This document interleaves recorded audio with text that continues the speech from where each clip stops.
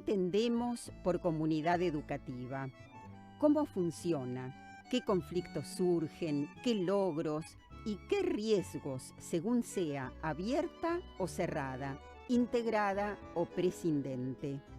Pensaremos cómo se organiza el intercambio y la participación en proyectos y problemas comunes a resolver y si esto potencia o debilita a las instituciones.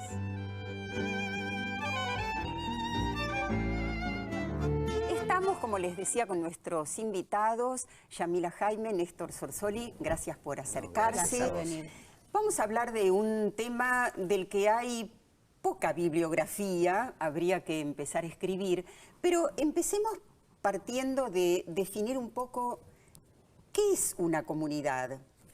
Bueno, yo creo que acá, si bien hay poca bibliografía, también es algo que se escucha mucho, como uno de los tantos temas en educación, y tal vez lo primero que deberíamos precisar es esto, ¿no? ¿De qué hablamos cuando hablamos de una comunidad educativa en el momento actual, en la sociedad actual, y en esto que podríamos resumir en que la escuela sola no puede, pero sin la escuela no se puede? O sea, el pensar a la escuela como parte de un todo complejo, y teniendo como perspectiva central que todos esos actores que participan, entre los cuales está la escuela como protagonista principal, pero no excluyente, sino uno de los protagonistas, tienen como centralidad garantizar el derecho a la educación de nuestros chicos y nuestros jóvenes.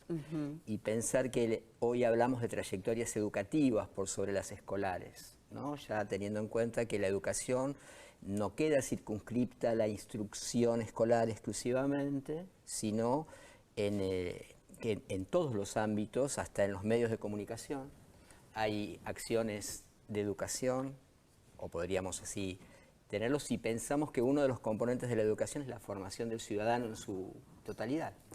Bien, ahora, entonces, por un lado, uno puede hablar de la comunidad educativa y en ese caso, ¿quiénes la integran? Qué buena pregunta. Pensaba en lo que comentabas recién, hay una frase muy linda que dice que en la escuela se rasca lo que le pica a la sociedad. Y creo que cuando uno habla de comunidad, un poco lo que decías vos también al comienzo del programa, uno puede decir que la comunidad educativa es lo chiquitito que está dentro de una escuela. O puede decidir, y es una decisión política, salir, ¿no? Salir, ¿qué significa? Abrirse al espacio público, pensar la comunidad como un espacio en el que la escuela saca sus bordes, digamos, jugarse a eso, animarse a lo que interpela, a lo que incomoda. ¿Eso es lo que se llama extramuros? Podríamos decir que sí. Creo igual que pensar una escuela extramuros no necesariamente garantiza que una escuela esté abierta a la comunidad. Claro, ¿no? porque también hay que pensar en qué medida se analiza y se incorpora y se entrama a los distintos actores de la comunidad junto con la escuela, o si se hace de cuenta que, en el sentido de que la escuela conoce su contexto, se plantea en el discurso como una escuela de puertas abiertas porque conoce ese contexto, pero termina finalmente determinando situaciones tradicionales en lo que respecta a la educación y las políticas, sin tener en cuenta a esos integrantes del contexto, más allá como unos actores secundarios. En realidad, una comunidad educativa implica que, sin perder identidades, cada uno de los referentes, con su propia identidad y por ende su propia responsabilidad, se entraman en un objetivo común. Bueno, esto de sin perder identidades lo podemos retomar porque es importante, pero entonces podemos hablar de la comunidad educativa que podría decirse que está integrada por padres docentes al interior de la escuela y la comunidad local, ¿no? Nosotros podíamos elegir entre dos títulos de este programa, la escuela y la comunidad o la escuela en la comunidad. No es lo mismo, ¿no? No. No es lo mismo, por ejemplo, discutir qué significa lo solidario que lo comunitario. Creo que una diferencia grande es, lo solidario es pensar en el otro. Lo comunitario es pensarnos con los otros. Y es pensar una transformación mutua. Como diría Graciela Montes, esa frontera indómita en la que uno encuentra el lugar en el que yo me transformo y el otro también se siente transformado. Eso es para mí, para nosotros, pensar en lo comunitario, ¿no? Y el colegio de la ciudad del que sos vicedirectora tiene especial inserción, se podría decir, en la comunidad. ¿Fue concebida así la escuela? Sí, sí. De hecho se llama Colegio de la Ciudad porque se piensa como un colegio en la ciudad, de la ciudad. Fue concebida así. De hecho, la primera actividad comunitaria que tiene el colegio es un mural que estuvo hasta hace 6 meses en el mercado de Belgrano, en Cabildo y Juramento, que era un mural que se llama Testimonio, que rendía homenaje a los muertos por la represión de los cacerolazos. Ese mural fue pintado por vecinos, docentes, familia, en ese febrero de ese año donde todavía estábamos todos intentando entender qué había pasado. Para mí, empezar así, como una experiencia comunitaria, es todo un símbolo, ¿no? Y a partir de ahí hemos... Y ahí tenemos una actividad que fue hace muchos años, pero que de distintas maneras ustedes reiteran junto con la comunidad. Contanos de qué se trataba. Este es el Festival Arte en la Plaza, es un festival que hacemos hace 18 años. Es un festival pensado desde el colegio, gestionado por el cole y en los cuales los pibes y pibas del colegio se conforman como un staff de producción, digamos, que convoca y organiza, y del que participan escuelas públicas, escuelas de gestión privada, artistas independientes, colectivos artísticos, centros culturales. Y es toda una tarde en el que el arte es la excusa para encontrarse. Es un encuentro intergeneracional alrededor del arte y la cultura. Fue creciendo y no es casual además que lo hagamos en una plaza sin rejas. Es una de las únicas plazas sin rejas del barrio.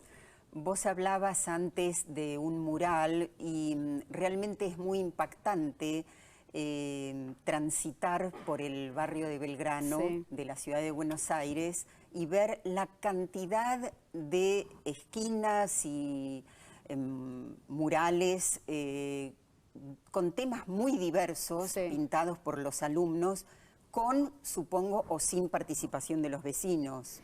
Siempre con, porque la pared se pinta con acuerdo del vecino, digamos, o la vecina. En general el boceto se piensa a partir de una entrevista que se tiene con el vecino y la vecina para poder pensar un boceto. Digo, esa pared es de ese vecino, digamos. Es cierto que una vez que uno hace ese mural deja de ser del vecino y deja de ser del taller de murales. Pasa a ser parte de esta comunidad y este barrio, ¿no? Me parece que también es el espíritu del taller de murales. Claro.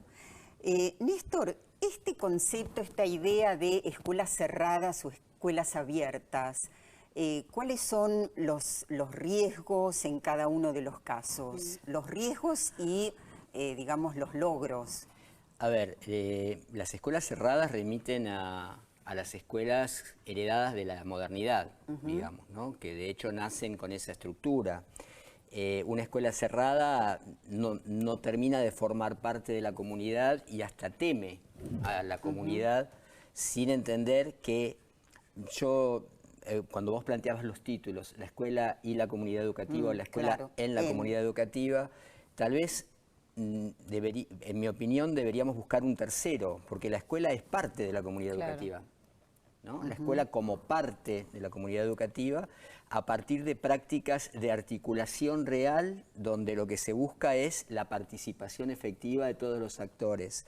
Creo que no es menor pensar el origen etimológico de comunidad como lo común, comunis, ¿no? Lo que algo tenemos que en tenemos. común. Y otra palabra que engarza perfectamente acá con el mismo origen es comunicación. Una escuela cerrada no tiene comunicación, es una escuela que sigue pensando que la única vinculación con las familias que forman parte de su institución o hasta con otras instituciones de su comunidad, como pueden ser clubes, iglesias, distintos centros, es una mera información. O sea, lo que la escuela tiene que decir sin terminar de recibir todo lo que esa comunidad puede aportar para que las trayectorias de nuestros chicos sean mejores y más completas. Sí, y retomo entonces algo que acabas de decir, es interesante, a lo mejor no se dimensiona cuánto puede enriquecerse la escuela y se prioriza el temor. Claro, porque en realidad los cambios en la conducta humana se resisten basados en el temor. Una escuela cerrada es algo conocido. Aunque no funcione exitosamente, es lo cotidiano, y entonces Claro, desde eso cotidiano el temor es menor, y la posibilidad, el riesgo de equivocarnos... No está. Pero sí está en la concepción. Pero se empobrece, sin duda. Exactamente, tampoco tenemos la posibilidad de crecer. Claro. Yo sumaría que educar es transformar. Exacto. No se transforma lo que no se conoce. Y no hay mejor manera de aprender y conocer algo que es a partir de la experiencia.